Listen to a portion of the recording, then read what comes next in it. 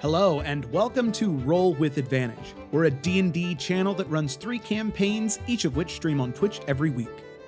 If you're into role-play-heavy theatrical D&D, then we might have just the game for you. There's a lot of content on our channel to catch up with, so in this video, I'm going to tell you everything you need to know to jump right into the Explorers of Efera, a campaign with treasure hunting, a revolution against the colonists, and ancient secrets hidden in jungle depths. So, without further ado, here is the entire story so far of the Explorers of Efera. And be sure to check them out next session, Friday at 5 p.m. Eastern Standard Time. The campaign begins when 4 adventurers are hired to find the fabled lost city of Nibiru.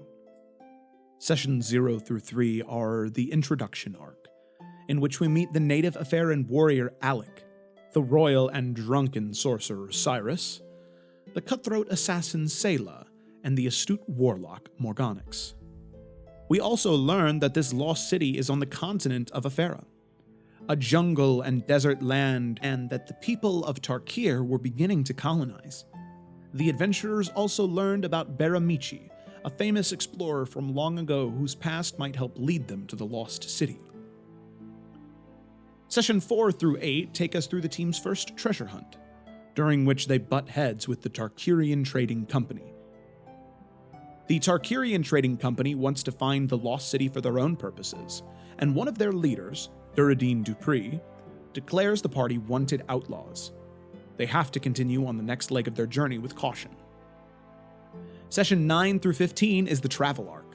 The party determines that they need to head for the colonist city of New Efera for more information. They learn more about each other and get a variety of side quests. They also meet the cleric pirate hunter Varnast, who joins the party. Sessions 16 through 20 is the New Efera arc. The party begins to realize the horrors of colonization and the effects it's had on the natives.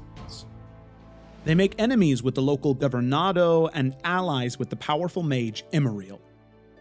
Emeriel agrees to teleport the party to the birthplace of Baralo, the alter ego of the great explorer Baramichi, in order to give them a leg up against the Tarkirian Trading Company. And so sessions 21 through 23 see the party exploring this birthplace. They learn that Baramichi used to be an ally of the natives, and received the name Baralo from them. Baralo's spirit still resides in Efera in order to guard the lost city of Nibiru from centuries-old threats, such as the Knoll army and their leader Korvath, and a mysterious force known as the Warlock. They also discover that Nibiru is not a city of riches, but of knowledge and power, and if the Warlock is ever able to find it and defile it, the natives of Efera would lose their way of life. The party makes their escape from this place, hoping to help the natives fight off whatever threats may come for Nibiru. But as they exit, they realize the magic of Baralo's birthplace sent them 3 months into the future. And Efera was in the midst of a revolt against the colonists. Thus comes the longest arc of all, the Revolution arc. The party spends sessions 24 through 40 helping the natives fight against the colonists, eventually winning the fight and defeating the governado. Throughout the fight, key character moments happen for the party. Alec lays her father to rest and becomes the new chief of her people. Cyrus learns that Emeriel is actually his father. Varnast gets revenge on the people that ordered his death months before. Selah makes a deal with the party to help liberate her homeland, and Morganix learns that her patron is Malcanthit, the demon queen of the succubi, and that she only has 2 more months to defeat Malcanthit, or else Morganix will be killed. After that, the party realizes that the next leg of their journey would lead them to the Gemstone Archipelago, a distant group of islands rich in treasures and exotic beasts. 1, they need to defeat Duradine Dupree, so that the Tarkirian Trading Company isn't able to rally its forces and assault Efera again in the future.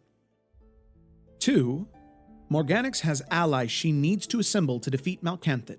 And 3, Cyrus learns that his mother, who he's never met, might be in the region. And so session 41 to the current session is in the Gemstone Archipelago Arc. The party assembles old allies. Cyrus meets his mother and gains access to Port Sahala, an essential city in the region. They discover Duradin Dupree has made allies with the Gith, raiders from the astral plane, and they'll need to play their cards carefully in order to defeat him. Currently, the party sits at a standoff.